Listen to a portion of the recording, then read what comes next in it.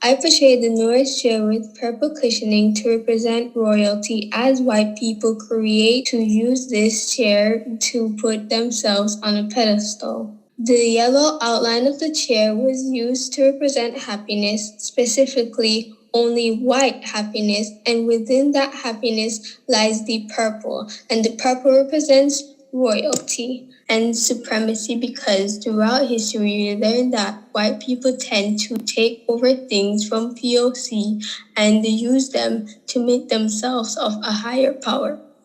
For this image, I wanted the message to be simple but effective. I used the bucket of blood to represent the lives lost due to white supremacy. No matter how superior they view themselves, there will still be blood and guilt on their shoulder. Lastly, the skull is used to represent not only death but sorrow and all things evil within history. Throughout history, white people have tried to create the narrative of them being the bad guy to POC being the villain.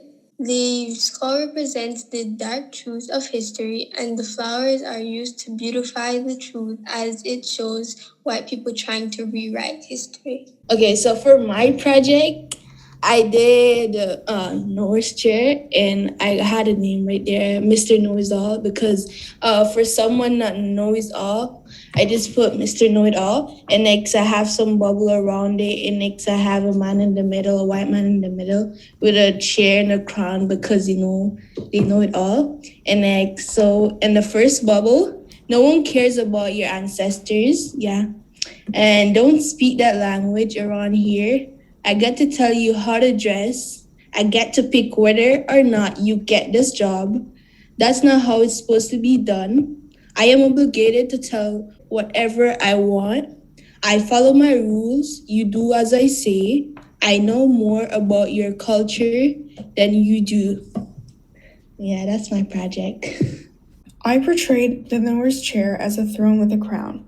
This is because those sitting on it believe that no one can object to their thoughts. They also think that they are on top of the world, so I put the throne sitting on the earth.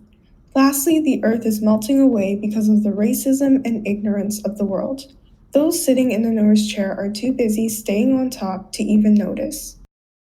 For my Noah's chair, I portrayed the chair as a black and white, boring camping chair placed in the middle of a colorful world that whoever sat in it would not know about. But they'll think they'll do because they put the camping chair there on the land. I chose to depict the Norris chair as a bright and bold like throne, and I felt that this would emphasize the feeling of like unequal power with the bland background to kind of contrast the boldness of the chair, making it to be like the only significant thing in the room. On the chair, I chose to depict a man in a business suit, and this represents colonial society. As you may see, I depicted him wearing a blindfold, and this blindfold represents ignorance. Around the man, I drew cracks in the walls, representing the damage inflicted on minority groups by colonialism as well as racism.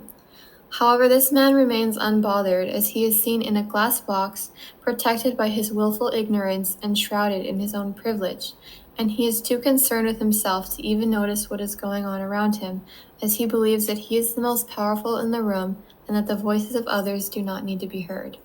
So for my Norris chair, I drew this comfy white sofa because the white privilege that the people who sit there have is so comfortable and doesn't require them to care about any discomfort that anyone else has. The chair is also a bit red, like it's stained with blood, and it gives off this nasty, hairy, bloody, black and red aura of knowledge that they think they have, while all the colorful and diverse and beautiful knowledge that Black, Indigenous, and people of color have is underneath and therefore inferior in the white supremacist eyes. I believe the Norris chair was the very thing that turned the world from spiritual and colorful to ignorant and monotone. It's depicted here as what it has done. Looking at the picture from the viewer's perspective is to be looking from the Norris chair. It takes physical, emotional, mental, and spiritual well-being and pollutes it. The sky was clearer before. The stars were viewable before. Indigenous people were able to practice their spiritual workings. To not see the transition in what was done is ignorant.